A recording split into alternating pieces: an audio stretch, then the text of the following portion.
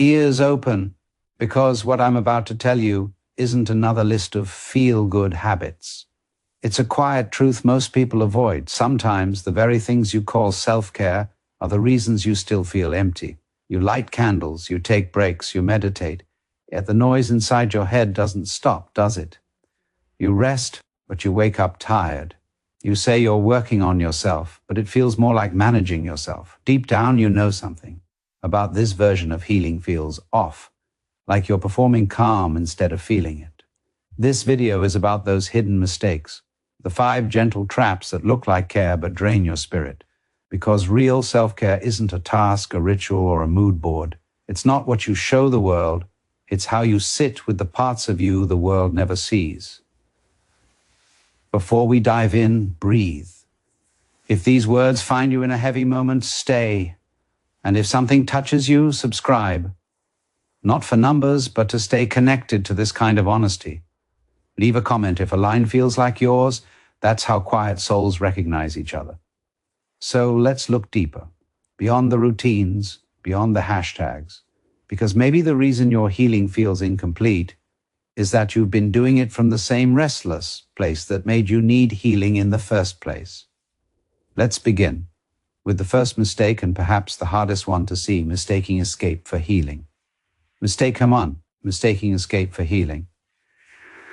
We often believe that healing means finding ways to feel better, but sometimes what we call feeling better is really just feeling less.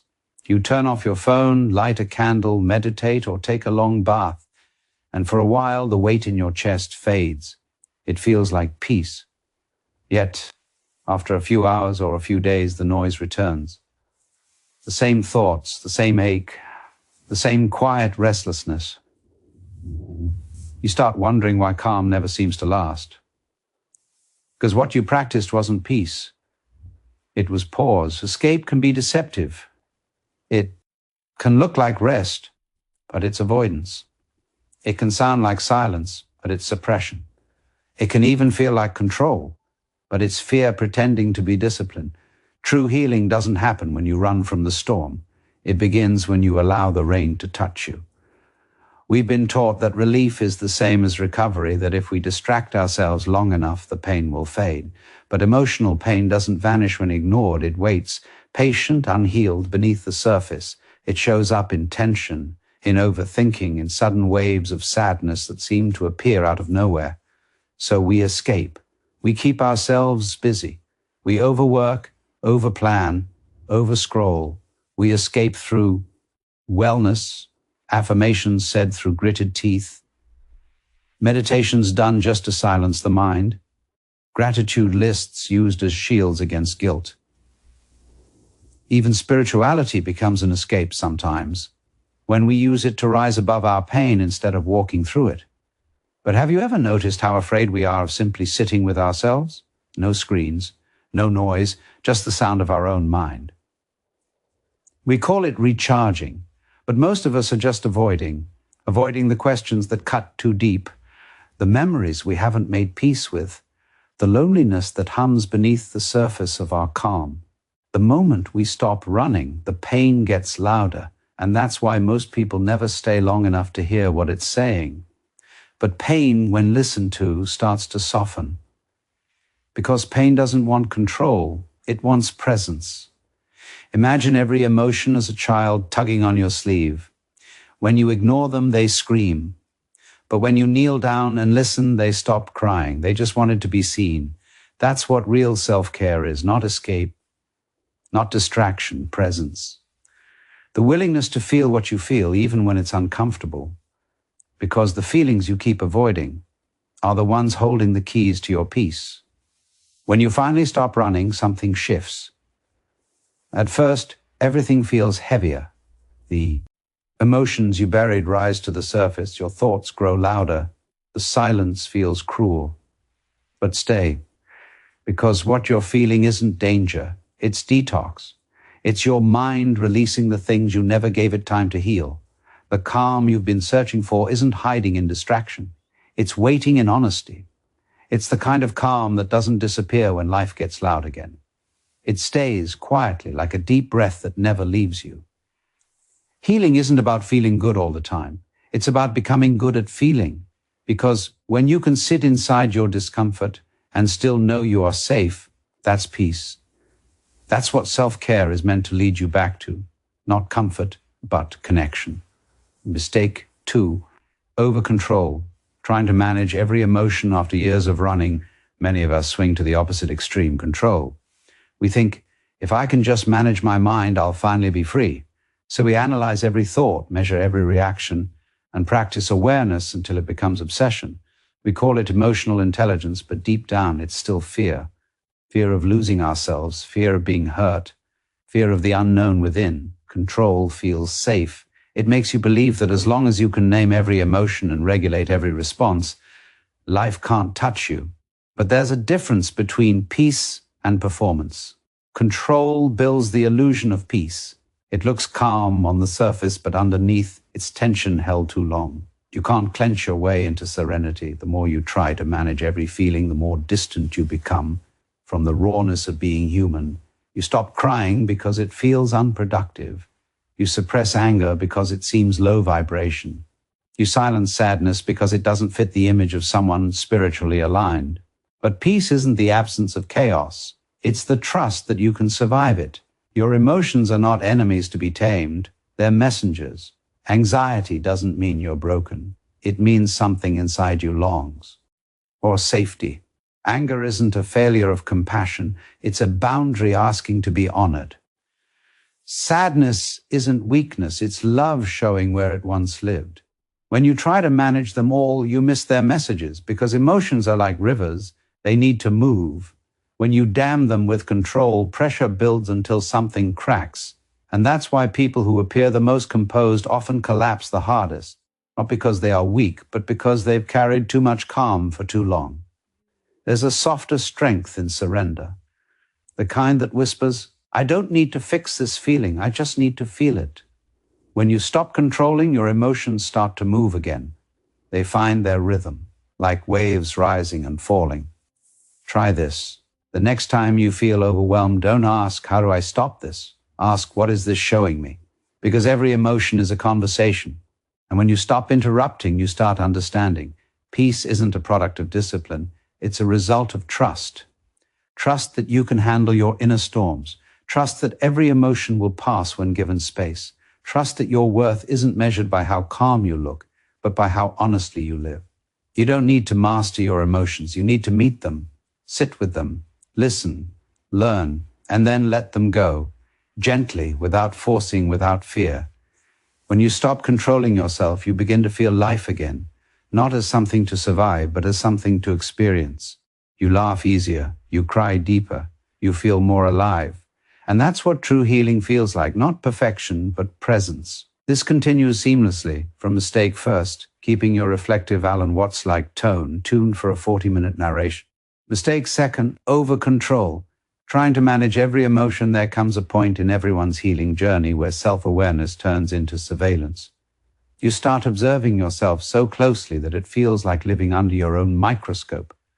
Every emotion gets dissected, every reaction analyzed, every thought labeled as good or bad. You tell yourself this is growth, this is mindfulness, but quietly you're exhausted. Because when you live to manage your emotions, you stop feeling them. Control feels safe. It promises stability, a sense of mastery over the chaos within. You say, I'm calm now, I can handle anything. But what you call calmness often hides the quiet suffocation of your natural humanness. Because life was never meant to be handled. It was meant to be lived. The truth is, emotional control isn't peace, it's performance. You're trying to appear grounded while holding your breath beneath the surface. You've learned the right phrases. I'm staying centered. I'm focusing on the positive. I'm regulating my emotions. But inside, there's still that tremor of fear. Fear that if you stop controlling for even a moment, everything you've worked for will collapse. But healing doesn't happen when you suppress chaos. It happens when you stop fearing it. Peace isn't the absence of emotion. It's the capacity to let emotions pass through without resistance. Real awareness isn't about managing your storms. It's about trusting that your soul can stand in the rain without drowning. We were taught that maturity means emotional control. But the wise ones, the truly awake, know that maturity means emotional trust. It's knowing that sadness won't destroy you, that anger doesn't make you cruel, that confusion doesn't mean you've lost your way. You can hold these things gently without fixing them, without running from them, without making them smaller so others can feel comfortable around you. Maybe the reason you feel heavy isn't because you're broken. Maybe it's because you've been trying to carry every feeling perfectly. You've been treating emotions like a to-do list. Process this, release that, heal this. But feelings are not tasks, they are weather. And you are the sky. Think about it. Every time you've tried to manage your sadness, did it really disappear? Or did it return, quieter, hidden under a new name, fatigue, indifference, distraction? Because the soul has a way of making itself heard. What you resist, it whispers through other forms until you listen. The over-control of emotions often comes from a subtle fear, a belief that if you lose control, you'll lose yourself. But in truth, what you call losing control is just meeting yourself. It's the part of you that's been silenced, the grieving, the angry, the uncertain, asking to be seen without judgment. You can't find peace by being perfectly composed. You find peace by allowing the cracks, the moments when your voice trembles, when tears come without explanation, when you feel things that don't make sense. Those are sacred. That's life's way of washing the dust off your soul. So the next time you find yourself monitoring your emotions like a security camera, pause. Ask yourself, what am I so afraid will happen if I let myself just feel this?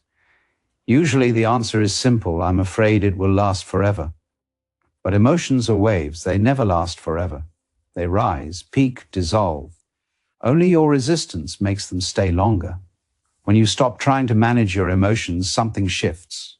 You stop living as the observer and start living as the experiencer again. You laugh without analyzing why. You cry without trying to justify it. You become real again, raw, honest, alive. Because maybe peace isn't something you create. Maybe it's something that returns when you stop trying so hard to earn it. Mistake third, mistaking isolation for healing. There's a silence that heals, and then there's a silence that hides. Many people confuse the two. When the world becomes too loud, when relationships drain you, when conversations feel shallow, when the weight of constant interaction presses on your chest, withdrawing feels sacred. You call it protecting your peace. You say, I'm just focusing on myself. And yes, sometimes you truly need that, to step back, to breathe, to find your center again. But slowly, without noticing, solitude turns into shelter. What started as space becomes distance. You start building invisible walls around your soul and call them boundaries. You tell yourself you're healing, but deep down, you know you're hiding. You stop reaching out because it feels safer not to. You stop sharing your heart because no one seems to understand it. You start romanticizing aloneness, pretending it's empowerment when in truth it's exhaustion. You're not protecting your energy, you're protecting your wounds. Isolation whispers a dangerous lie, that peace is found in separation, but peace doesn't come from cutting life out. It comes from being able to stay open in life. You can't heal what you've disconnected from. Healing asks you to feel again, even the uncomfortable parts, even the risk of being misunderstood. We've all seen people who retreat so deeply into themselves that their inner world becomes a labyrinth, rich, beautiful, but lonely. They spend hours thinking, reflecting, journaling, yet when faced with another soul, they freeze. Vulnerability feels like exposure. Love feels like a threat. So they stay in their caves of solitude, calling it spirituality, when in truth, it's fear in disguise. There's a point where reflection becomes avoidance. When being alone stops feeling peaceful and starts feeling empty. That's the sign. You're no longer healing, you're escaping. Because healing is supposed to reconnect you, not separate you. Human connection is messy, unpredictable, imperfect, but that's exactly where your deepest self is tested and softened. You don't discover compassion in isolation. You discover it when someone disappoints you, and you choose to understand. You don't grow in silence. You grow in the mirror of another person's truth. The soul isn't meant to be self-sufficient. It's meant to flow, to give, to receive, to be shaped by love and loss. You are not here to master loneliness. You are here to master connection, the brave kind that doesn't demand perfection, just presence. So if your healing has made you distant, if your peace depends on being untouched, ask yourself, is this really peace or just a pause? Because real peace allows you to return, to walk back into the world with soft eyes and a steady heart.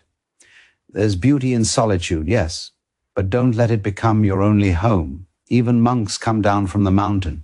Even silence is meant to end in song. Let yourself be seen again, even if your voice shakes. Let yourself love again, even if it hurts. Let yourself trust again, even if it takes time. Because healing doesn't mean leaving the world behind. It means learning how to live in it with an open heart. And maybe the reason you still feel lonely, even after working on yourself, is because healing alone is only half the journey. The other half begins when you start allowing others to see the parts you've been healing. Mistake 4th, confusing distraction with restoration. There's a quiet tragedy in modern healing. We've learned to rest without ever truly resting. We unplug, but not to recharge, only to escape. We call it me time, but what we really mean is time away from myself. When the mind is tired, we scroll. When the heart aches, we binge. When life feels heavy, we call it a self-care day. But instead of listening to our pain, we run from it. The candles, the playlists, the bubble baths, they're comforting, yes. But comfort isn't the same as care. And peace doesn't come from temporary softness. It comes from inner stillness. You see, distraction wears the same clothes as restoration. That's what makes it dangerous. Both look like pauses. Both feel like relief. But only one actually nourishes you. Distraction numbs, restoration renews. The difference lies in intention. Distraction says, I don't want to feel this right now. Restoration says, I'm ready to meet this feeling gently. When you rest to avoid your emotions, your mind gets quieter, but your soul doesn't. The noise doesn't disappear. It just hides under comfort. That's why, even after hours of relaxation, you wake up feeling hollow again. Because you've soothed the surface, not the source. Real rest feels uncomfortable at first, because it asks for your presence. It asks you to put the phone down, turn off the noise, and face the stillness you've been avoiding. It's in that silence that truth appears, raw, unfiltered, sometimes painful. But that's where restoration begins. You can't heal what you constantly distract yourself from. You can't fill your soul with more things. You have to empty it for a while. You have to let the exhaustion speak. Let the numbness breathe. Let the truth rise from beneath the routines you've built around your pain. True self-care isn't indulgence, it's awareness. It's knowing when you're resting and when you're running. It's being honest enough to ask, am I relaxing or am I avoiding? Because sometimes the most healing thing you can do isn't lighting a candle or listening to a song. It's sitting in quiet discomfort and whispering, I'm still here. The soul doesn't crave entertainment, it craves depth. And the irony is, when you stop trying to escape your fatigue, you start to heal it. When you stop chasing comfort, peace quietly finds you. We live in a world that teaches us to self-soothe, but not to self-understand, to manage symptoms instead of meeting causes. But your rest isn't real if it doesn't include reflection. Your comfort isn't care if it comes from avoidance. So the next time you feel burnt out, ask yourself, what do I actually need right now? Is it stimulation or stillness? Do I need to escape this moment or enter it more deeply? Rest that restores doesn't leave you numb, it leaves you awake. It makes you more tender, not detached. You return from it softer, not smaller. Because true self-care isn't about turning away from life. It's about learning to stay present with it without falling apart. So maybe the reason you still feel tired, no matter how much you rest, is because your rest is really running in disguise. The kindest thing you can do for yourself isn't to distract your pain. It's to listen to it long enough to understand what it's asking for. And when you finally learn to rest without running, to be still without escaping, That's when peace stops being a moment and starts becoming your home. Mistake number 5. Seeking constant positivity instead of emotional honesty. One of the most subtle forms of self-deception in the modern world is the obsession with positivity. We've turned happiness into a performance, healing into a brand, and light into something we force rather than something we discover. You tell yourself to stay grateful, think good thoughts, raise your vibration, but underneath those affirmations often lies quiet exhaustion, the pressure to never feel what is real. Positivity can be just as suffocating as negativity when it's forced, because when you deny your pain, you also deny your truth. Real peace isn't smiling through sadness. It's allowing sadness to have its turn at the table. It's saying, "This hurts," without guilt. There's a kind of emotional dishonesty that comes disguised as self-improvement. You start filtering your feelings the way people filter their photos, showing the bright parts, hiding the shadows. You think you're protecting your energy, but in reality, you're fragmenting your soul, because light means nothing without the darkness that defines it. The problem with chasing constant positivity is that it teaches you to resist life itself. You start labeling experiences as low energy, toxic, or not aligned instead of learning from them. But the universe doesn't divide things into good or bad. Only the human ego does. Life simply is. Joy and sorrow, calm and chaos, love and loss, all threads of the same fabric. To tear one out is to weaken the whole. What you call negative emotions are not your enemies, they are your teachers. Grief reveals what you love deeply. Anger shows you where your boundaries were crossed. Fear points toward what matters most to you. But when you bury these emotions under the pursuit of positivity, you silence the very wisdom trying to guide you. The truth is, you don't need to be positive. You need to be present. You don't need to fix every feeling. You need to feel it fully and let it pass. Healing isn't about staying in the light. It's about learning to move through the dark with your eyes open. Somewhere along the way, we began confusing spiritual awakening with emotional perfection. We started believing that peace means never feeling pain again. But peace isn't the absence of pain. It's the absence of resistance to pain. It's the quiet, knowing that sadness will visit, but it won't stay forever. That joy will return, not because you forced it, but because you made space for it to breathe. When you let go of constant positivity, something beautiful happens. Your happiness becomes more honest. It's no longer painted over pain, it grows from it. It's not manic, not performative. It's simple, grounded, and real. You start to smile again, not because you're pretending to be fine, but because you finally are. Maybe the point of life was never to stay high, but to stay true, to ride the full range of what it means to be human without editing the experience. Because only when you stop chasing good vibes can you finally find peace that doesn't disappear the moment something hurts. So, if you've been trying to be endlessly positive, if you've been censoring your sadness to seem spiritual, it's time to rest. To stop pretending light means never being in the dark. Because the most enlightened souls are not those who avoid pain, but those who walk through it with open hearts and come out softer. Real self-care isn't about keeping your energy high. It's about keeping your heart honest. And in that honesty, even if it's messy, even if it's imperfect, you'll find the kind of peace no affirmation can give you.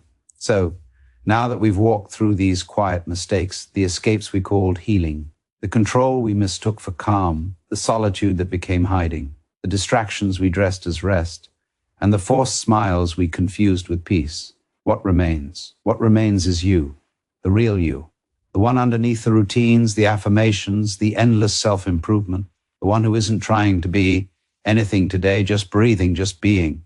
Self-care was never supposed to be a project.